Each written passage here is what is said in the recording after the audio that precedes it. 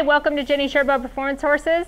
This is part 2 of halter breaking for these yearling stud colts that were basically wild last Monday. And this Monday you could tell they have a little bit different demeanor. We ran them into an alley and ran them into a horse trailer and then roped them and pinned them up in the horse trailer and barely hung a halter on them. We let them drag the halter and lead rope for a day or two, and then I got a lead horse and came in here and got close enough to him that I could pick up the rope and dally on to that lead horse and pull these colts around a little bit. And at the end of the day, this is what we taught them, is to come to pressure, so that when we pull, they come to the pressure and we release. So we used the lead horse for a couple days, and the colt got to let me get close enough to him to pet him when I was on that horse, because you couldn't touch this colt a week ago. Literally, if you couldn't get within 6 feet of him. And the other colt that we did some of this on jumped a fence twice, getting away from us. So that's how wild they were. And this colt was the studdiest colt. He was in a pen with a bunch of stud colts, and he was head honcho. He was the boss. He ran everybody around, beat everybody up, jumped on everybody, and he would literally, when we first started getting a hold of him, he would try to jump on you. He was that rude. He was establishing his dominance. He was like, I'm the king, I'm in charge, and all I have to do is run you over, push you, jump on you, bite you, kick you, which he wasn't a bad colt. That's in his little world, he was the king, and that's the way he became king, and we were just another horse in the line. So we had to show him that he wasn't the king and that we were head honcho and he needed to be submissive. As soon as he kind of turned, my help's dropping a bag over there and it caught us both by surprise, so that's all that was. But as soon as he becomes submissive, it's like somebody flipped a switch. And even right there where he got spooked, notice the first thing that he didn't do was run me over. He had enough respect for me that even though he was scared for his life over there, with only a week's worth of handling, he did not jump in the middle of me. So that's actually pretty impressive. So he's still kind of snorting and looking at that bag, but he still has enough respect for me on a loose line to not come run me over. All he did was jump sideways, and he never crossed this line right here. And that's what we've taught him, is that you have your space and I have mine. Now he's just let down and took a big breath and relaxed right there and dropped his head. It was like he finally had let go of that over there. So what we were talking about before is giving to pressure. They didn't want us to be in their space, and they didn't realize that we had our own space. They didn't know anything about respecting us, and they had no idea about coming to the pull or giving to pressure. So we used that lead horse, and the first thing that we did was teach them to move their hip, so that if I moved to the side, their hip would release.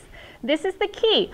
I wasn't worried about pulling on their head to release their hip. I would just use the lead horse and I would pull slightly, and all I'm looking for is a release here. So see right here where he's kind of hung up? I don't want to pull anymore. I don't want to pull any more than two fingers there. And that's when I release, is when the hip moves. So it's not about pulling here. It's about pushing there. Good. Now another thing that this horse has learned is that when pressure gets put on him, to have a release of pressure. The more that we work with them, the better he'll get about that. So if I need to go a little bit faster, to put a little bit more pressure on him to stop the pressure, and he just immediately, he didn't lick his lips. I'd like to see him lick his lips right there, but that just tells me that he didn't think it was that big a deal. I didn't put enough pressure on him. So notice I'm not pulling much. Energy at the hip, and I want the feet moving, but I'm not pulling. There, I gotta look at the lips. They don't understand pressure release, pressure give. That's taught into them. So I did that with that lead horse, where we taught them to lead, and soon as they give to the pressure, we release. So when we started with the lead horse, it was just a step here or there. A step here or there eventually turns into leading. And if you notice, I don't grab a hold of this colt right by the halter and stand to the side and pull on him constantly and sit over here scared and then pull and brace it. No, okay, do not do that. That doesn't do anything for them. Give them their space. You have your space, and if I went to pull on him, and if I had trouble unlocking his feet, I would just pull sideways a little bit. And then as soon as he starts coming with me, release him. We do not want to keep pulling on him. If we keep pulling on him, he's not going to understand about the release of pressure. Release.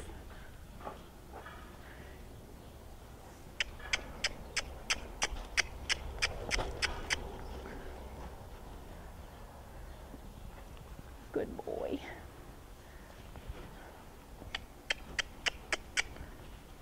Good. I like how low-headed he is. I like how his ears, I call it donkey ears, where they're just nice and relaxed. So when I go at him with some energy, a little bit of pressure, and I just ask him to back up. Now I'm going to ask him to lead this way, pull, and then release. Then he can hook onto you and follow you, just like he did the lead horse. And trust me, last week he wasn't ready to follow me because he wouldn't even follow that lead horse. First of all he wanted to do was breed the lead horse. But then when we got him to quit breeding the lead horse, he still was scared. First he wanted to fight him, then he was scared of him, but following was not in his vocabulary, to where now he's not scared, he doesn't want to fight, and he will hook on and follow you.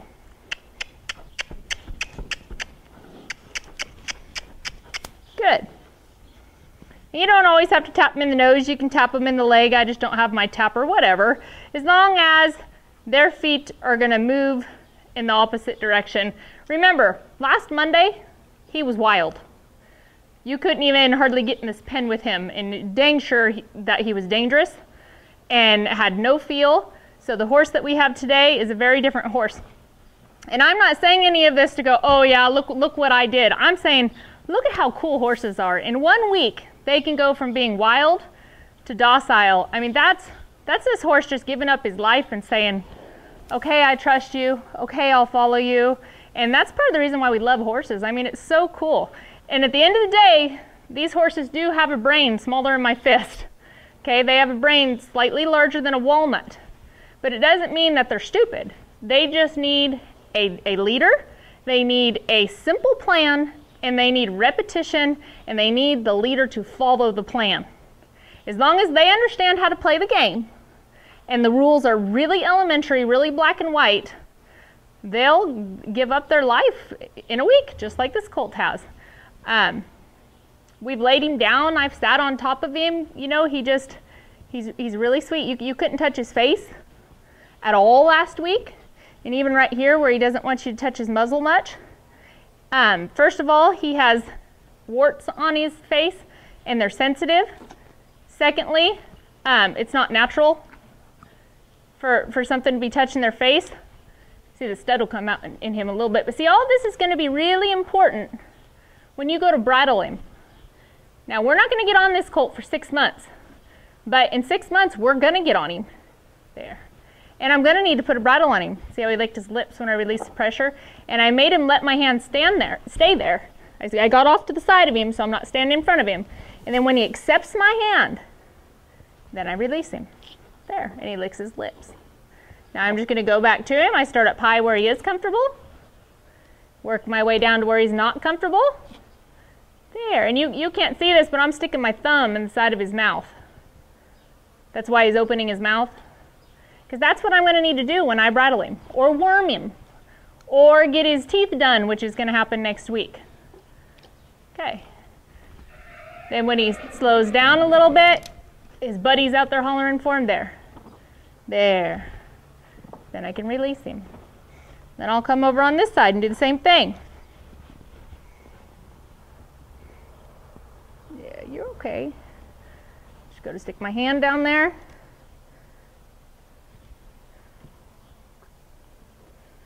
Stick my thumb in his mouth. He says, what? Wait for him to settle. When he shoves back at me, I shove back at him. There. Good boy. This is all stuff that takes a little bit of time, but I'd rather do it now so that when I bring him in the winter, I can just walk right up to him and this is going to be easy. Little refresher course. Boom, bridle him up, get on. It's not going to be that harsh of a deal for him because he's going to be pretty used to it. Now if he starts sticking his head up high, then we'll have to put his feet to work a little bit and want him to be down low with us. There. And there's a certain amount of submission to all of this. It's like he doesn't like this and he's still a stud, so the stud comes out a little bit like, I don't want you to do that. And I'm kind of almost thinking about not letting you do it, and or if you do, I might just rear up and strike at you or something. See right here, he needs his feet moving.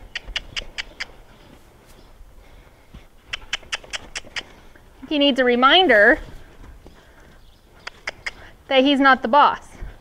So move his feet, we'll move his feet, we'll move his feet, move his feet, release the pressure.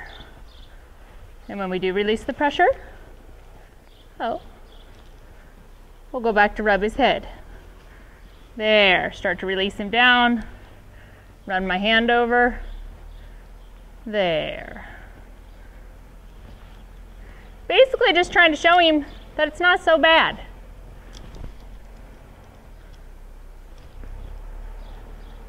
There, much better. This still isn't bad at all, considering I couldn't touch him at all last week. He has more warts on this side, so he's a little bit more worried about this side of his nose. There. You're okay? There. I don't know. Hey. Hey. There you go. There you go. One thing I won't let him do is completely turn and face me. There. Good boy.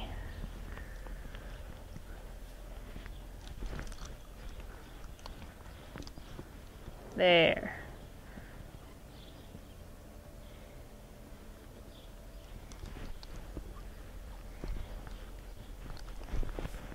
There. That's better.